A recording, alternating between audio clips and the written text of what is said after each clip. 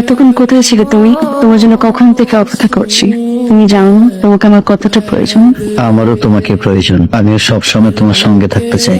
তো না করেছি কে? তোমার জন্য তো আমার মনের দরজা সবসময় খোলা, তুমি যখন খুশি ঢুকতে পারো।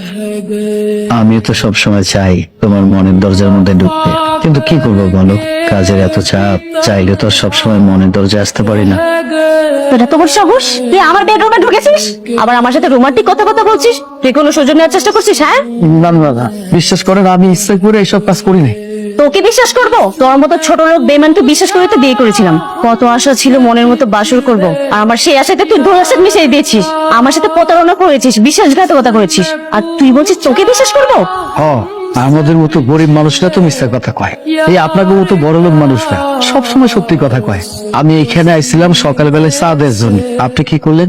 আমারে কইলেন তুমি চায়ের কাপটা সাইডে রাইখা এখানে বসো।